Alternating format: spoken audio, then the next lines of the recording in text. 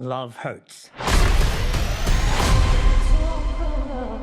Alrighty, we survived January. Presence was okay, I thought Companion was kind of a mess, I never bothered with Wolfman and was never going to give Flight Risk a chance. Time to hit the ground running for February. First up, we've got Love Hurts from first-time director Jonathan Eusebio. He's been in the industry for decades as a stuntman and fight coordinator, and apparently has been friends with the guys from John Wick since the 90s. And after building up a pretty impressive resume, he's finally got his shot at his first movie. And it shows, for better and for worse. The story sees Ke Huy Quan as Marvin, a successful realtor whose life gets thrown into chaos when he receives a Valentine's Day card from an old flame in Ariana DeBose's Rose. Now, most of this was given away in the trailer, but it turns out Marvin used to be a hitman working for his mob boss brother Knuckles. No, not that one. Pika Pika! At one point, he was ordered to kill Rose, but let her go because he had feelings for her and gave up the hitman life entirely. But now Rose is back, wanting revenge on Knuckles and the members of his gang who set her up to die, and wants her and Marvin to both be free to return to their old lives. Also, they might have a thing for each other, just don't get too hung up on the age gap.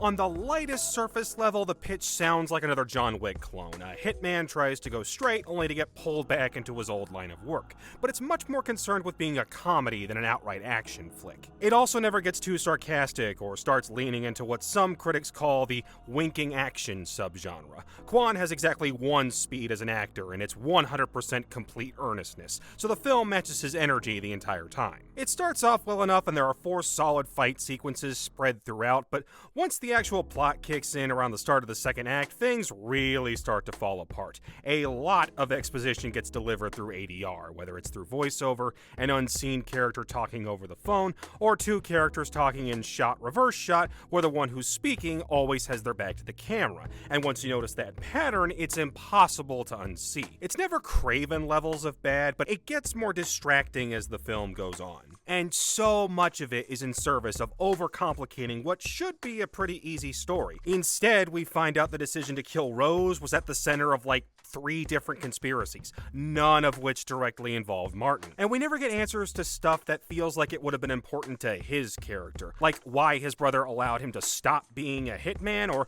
why him choosing to be a realtor is a bad thing since he seems to genuinely like doing it. There are also multiple love stories going on since this is technically a Valentine's Day movie, all of which feel half-baked. The fight scenes make up for a lot of it, but there's a big gap in the middle where there's nothing but this awkward storytelling, and it's just a mess. On the bright side, a lot of times with a directorial debut, you'll get somebody who throws as many ideas at the wall to see what sticks out of fear that they might not get another shot at a movie again. And with this, it feels like they tried to cram in as many fun ideas as possible. The brainstorming session for this thing must have been wild. What if we cast Jet Black from the Netflix adaptation of Cowboy Bebop and have him fight Marshawn Lynch? What if we shove Quan inside of a fridge and then throw the fridge? What if we cast Sean Astin in a small role so people still get excited about the Goonies reunion?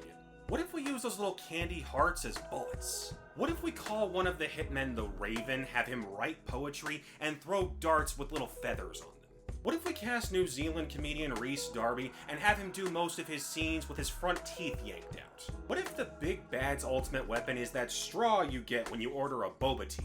What if we sneak the Mortal Kombat 2 arcade cabinet into the climactic fight scenes while the old heads do the Leo point? What if for an entire action sequence we just use puppets? What if we cast one of the Property Brothers and shoot him in the head? Would you believe I only made up 2 of those? Overall, Love Hurts is all over the place. It's fun seeing Quan take on this kind of role. Lynch steals every scene he's in, and this is still better than a lot of the flops DeBose has recently been involved with. But it never shakes the feeling of being a messy first draft of a better film, given just how much the plot feels like an anchor weighing down what should have been a solid action romp.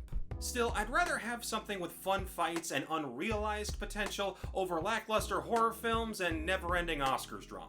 I'd say wait for this one to hit streaming if you are gonna watch it, because things are gonna get pretty busy starting next week. I'll see you guys then, and thanks for watching.